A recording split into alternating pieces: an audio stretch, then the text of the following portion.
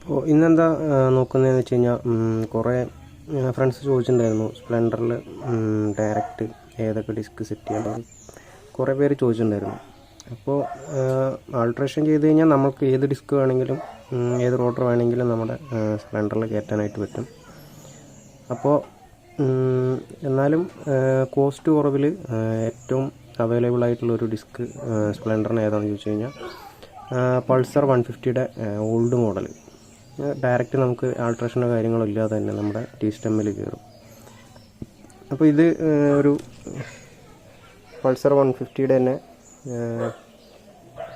Disk സെറ്റാണ്. അതുപോലെ caliper സെറ്റും പൾസർ 150യുടെ തന്നെയാണ്. പിന്നെ MC സെറ്റ് വരുന്നതും പൾസറിൻ്റെ തന്നെയാണ്. അപ്പോൾ ഇതിൽ യാതൊരുവിധ ആൾട്രേഷനും ഇല്ലാതെ നമുക്കിത് സ്പ്ലെൻഡറിലേക്ക് ഡയറക്റ്റ് തന്നെ കയറ്റാം. ഇപ്പോൾ എൻ്റെ വണ്ടിയിൽ ഞാൻ യൂസ് ചെയ്തേക്കുന്നത് ഡിസ്കവർ 150യുടെ ഇന്നർ ട്യൂബും ഔട്ടർ ട്യൂബുമാണ്. ഹബ്ബ് അതേപോലെ പൾസർ 150യുടെയാണ്. അപ്പോൾ നമുക്ക് വേറെ ആൾട്രേഷൻ കാര്യങ്ങളില്ലാതെ ഡയറക്റ്റ് തന്നെ അത് സ്യൂട്ടാവും. അതുപോലെ തന്നെ നമ്മുടെ ടി സ്റ്റെമ്മിലും ഡയറക്റ്റായിട്ട് കയറും. പിന്നെ ഇത് 150യുടെ കാലിപ്പറാണ്. അപ്പോൾ ഈ കാലിപ്പർ സെറ്റും ഇതിൽ കറക്റ്റായിട്ട് തന്നെ സെറ്റാവും. നമുക്കിതിൽ വലിയ ആൾട്രേഷനോ കാര്യങ്ങളൊന്നും വേണ്ട. ഞാനിപ്പോൾ ഈ ഡിസ്കവറിൻ്റെ ട്യൂബ് ഉപയോഗിക്കാൻ കാരണം എന്താണെന്ന് വെച്ച് കഴിഞ്ഞാൽ ഇതാണ് ഇതിൻ്റെ നോർമൽ ഫിറ്റിക്ക് വരുന്നത് നമ്മുടെ കാലിപ്പറിൻ്റെ. അപ്പോൾ നമുക്കിപ്പോൾ സപ്പോസ് ഇനിയിപ്പോൾ വലിയൊരു റോട്ടർ അപ്ഡേറ്റ് ചെയ്യണം. ഇതിപ്പോൾ നമുക്ക് ഇനി ഒരു അപ്പാച്ചിയുടെ റോട്ടർ അല്ലെങ്കിൽ NSൻ്റെ റോട്ടർ കയറ്റണമെങ്കിൽ നമുക്ക് വലിയ ആൾട്രേഷൻ ഇല്ലാണ്ട് ഈ ഫിറ്റിങ്ങിൽ നിന്ന് എടുത്ത് ഇതൊരു ടോപ്പിലേക്ക് കെട്ടിക്കഴിഞ്ഞാൽ നമുക്ക് ഹൈറ്റ് കിട്ടും. ഈ ഒരു താഴത്തെ ഒരു ഫിറ്റിങ്ങിന് മാത്രം നമ്മൾ ഒരു അഡാപ്റ്ററോ അല്ലെങ്കിൽ ഒരു പ്ലേറ്റ് എന്തെങ്കിലും അടിച്ചാൽ മതിയായിരിക്കും. അപ്പോൾ നമുക്കിതിൽ വലിയ ആൾട്രേഷൻ ഇല്ലാണ്ട് വലിയൊരു റോട്ടർ കയറ്റാനായിട്ട് പറ്റും. അതാണ് ഡിസ്കവർ 150യുടെ ഔട്ടർ ട്യൂബ് യൂസ് ചെയ്തുള്ള ഗുണം. ഇത് ഡിസ്കവർ 2-3 ടൈപ്പ് ഉണ്ട്. അപ്പോൾ ഇത് നോക്കി തന്നെ എടുക്കണം.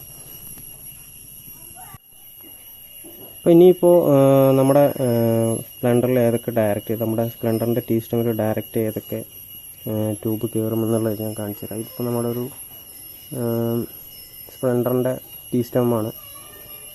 അപ്പോൾ ഞാൻ ഇതിൽ ഏതൊക്കെ ട്യൂബുകൾ ഉപയോഗിക്കാമെന്നുള്ളത് ഞാൻ പറഞ്ഞുതരാം. നമുക്ക് ഏറ്റവും ഫസ്റ്റായിട്ട് ഞാൻ പറയണത് വെച്ച് കഴിഞ്ഞാൽ നമ്മുടെ ഹീറോ ഹോണ്ടയുടെ CBZ ഓൾഡ് മോഡലാണ്. അപ്പോൾ അതിൻ്റെ ട്യൂബ് നമുക്ക് ഡയറക്റ്റ് കയറും. ആൾട്രേഷൻ്റെ കാര്യങ്ങളൊന്നും വേണ്ട. അതുപോലെ തന്നെ ഹോണ്ട ഷൈൻ കയറും, യൂണിക്കോണിൻ്റെ കയറും. അങ്ങനെ 2-3 വണ്ടികളുടെ കയറും. പിന്നെ പൾസർ 150 പഴയ മോഡൽ, ഇത്രയും വണ്ടികളുടെയാണ് നമുക്ക് കയറുക.